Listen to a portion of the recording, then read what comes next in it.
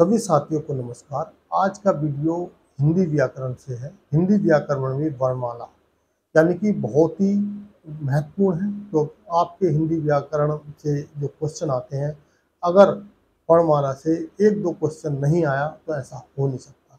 तो दोस्तों, जैसे कि अभी हेड कांस्टेबल एलडीसी का एग्जाम होने वाला है, उसमें भी हिंदी व्याकरण आएगी, प्रोफेशनल आएगी, जीके जीएस मैथ रीजनिंग तो आएंगे ही आएंगे।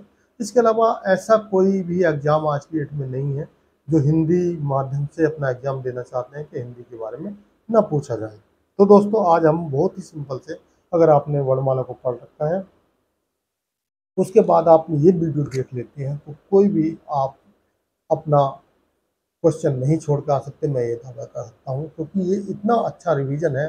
काफ़ी मेहनत के बाद, यानी कि जो हमने एग्ज़ाम दिए हैं या जो हमने तैयारी की है, जो नोट्स बनाए हैं, वो काफ़ी उसके बाद, लेकिन मेरे पास शॉर्ट समय था तो मैं सोचता हूँ आपको इसके बारे में बता दूँ।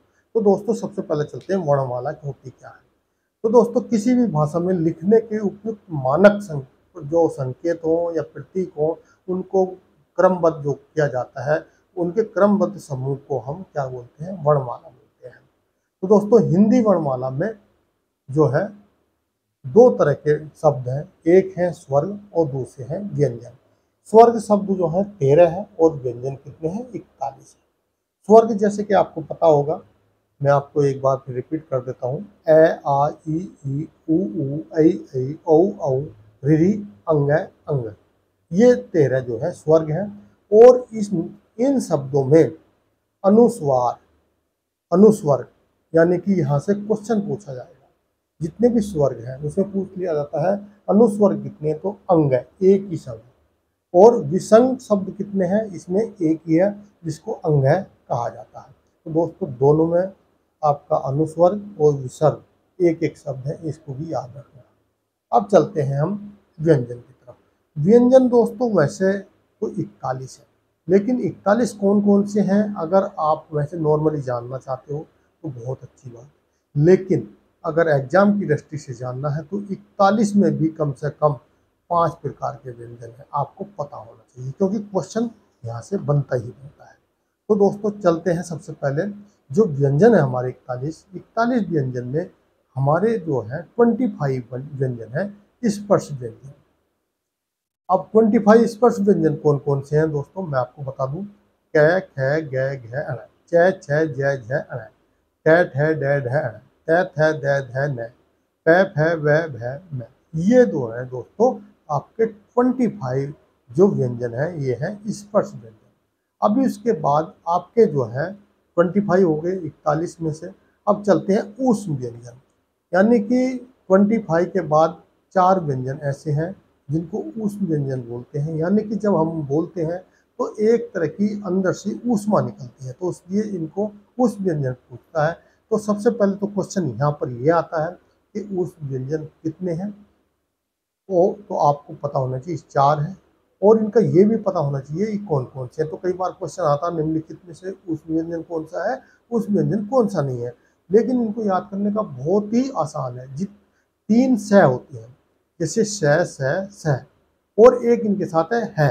ये चारों शब्द जो है ऊष्म व्यंजन है। बस आपको तीनों स को, 3 स प्लस है मिल के जो है ये 4 ऊष्म व्यंजन होते हैं।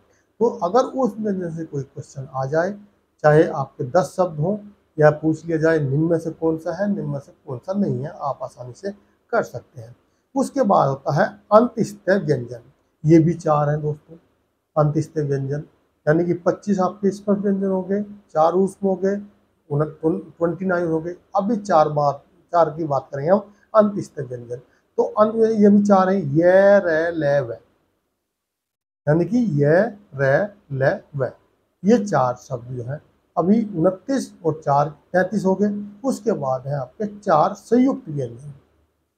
संयुक्त व्यंजन भी कितने हैं दोस्तों? ये भी 4 हैं, यानी कि आपके जो है ऊष्म व्यंजन 4, अंतस्थ व्यंजन 4, संयुक्त व्यंजन 4, 12 व्यंजन हो गए। और ये संयुक्त व्यंजन वो व्यंजन है जो 2 शब्दों से मिलकर बने।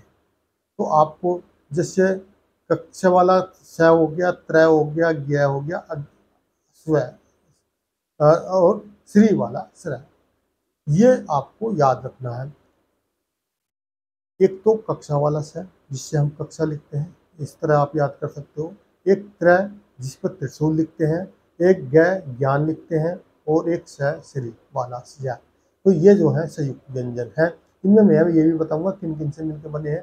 तो सबसे पहले जो है आपको ज्ञान, जो अज्ञ है उसको कै और य से मिलके बना है।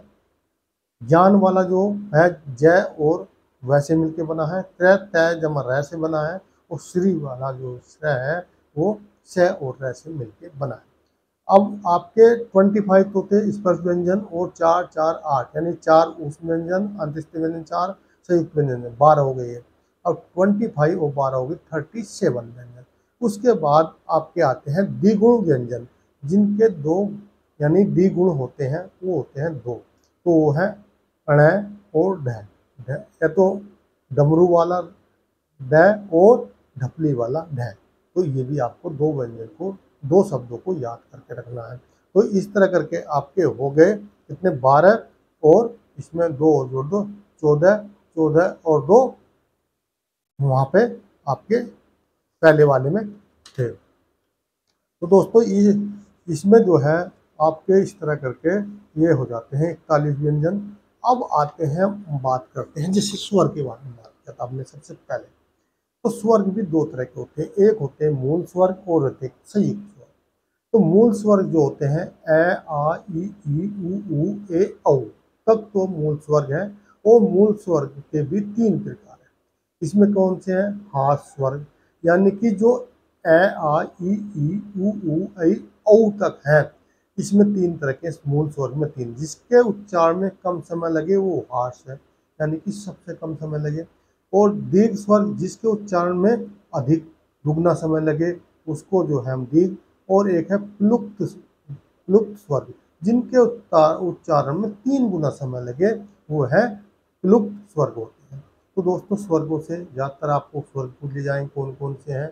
हास स्वर्ग ऐसे पूछ लिया जाएगा, कम समय लगता है वो कौन सा है, दुगना समय लगता है कौन सा है, और यह स्वर कितने प्रकार के, मूल स्वर, संयुक्त स्वर। तो ये ऐसे पूछा जा सकता है, क्वेश्चन आते हैं।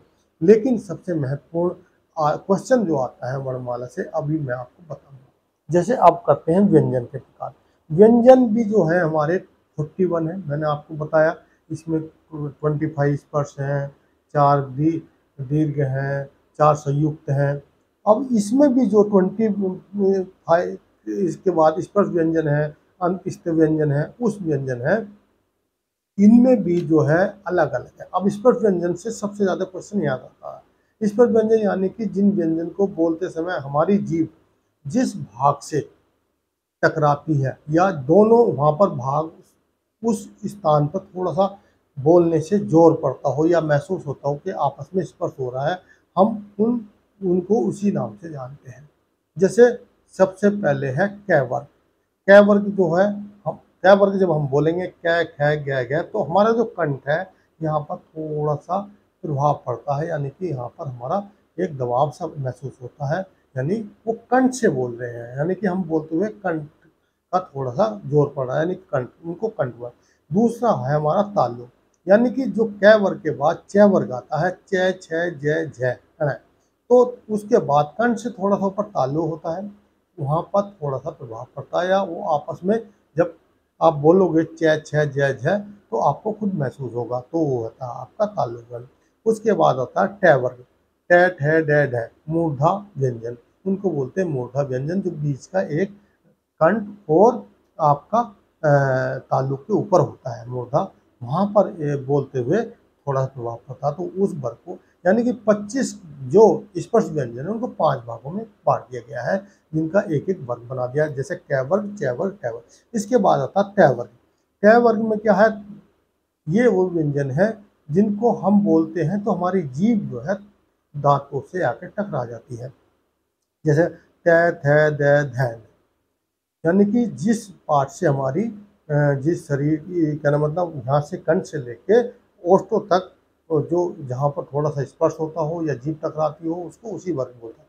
तो ट वर्ग या है, इसी तरह दंत व्यंजन है। तो इसमें हमारे क्या होती है, जीवा दांत से आके टकराती है। उसके बाद लास्ट जो बचा वो पै वर्ग होता है, पै फै बै भै। इसमें क्या है, इन शब्दों को बोलने के लिए हमारे दोनों होंठ आपस में स्पर्श होते हैं, तो इसलिए इसको ओष्ठक वर्ग होता है। यहाँ से एक क्वेश्चन आएगा, पहले तो स्पर्श व्यंजन कितने हैं ये पूछ सकते हैं। स्पर्श व्यंजन के कितने वर्गों में बांटा गया है? 5 वर्गों में बांटा गया है। एक वर्ग में कितने व्यंजन हैं? ये 5 व्यंजन हैं। कभी इसमें फिर ये क्वेश्चन पूछा जाता है, आपको दे दिया जाएगा सभी के वहाँ पर कै वर्ग के कौन सा शब्द नहीं है, 4 शब्द क्या, 3 शब्द कै वर्ग के दे दिया जाएगा, 1 कै वर्ग का दे दिया जाएगा।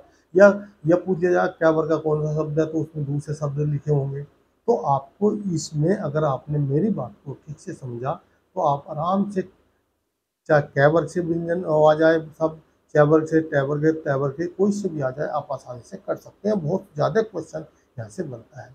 उसके बाद अंत स्तर व्यंजन तो आपको बता दिया मैंने 4 है, यहाँ से भी क्वेश्चन पूछ लिया जाता है निम्नलिखित में से ये अंत स्तर व्यंजन कौन से हैं, या इन निम्नलिखित में कौन से नहीं। तो ये 4 हैं, यर है, लैब है, वो भी याद रखने हैं आपको। उस व्यंजन तीनों स और है, तो यहाँ पर भी क्वेश्चन पूछा जाता है कि इनमें जो है कौन सा उस व्यंजन नहीं है। अब उच्चारण में वायु प्रेरण की दृष्टि से व्यंजन के 2 प्रकार हैं। अगर उच्चारण में देखें, एक तो है अल्पप्राण,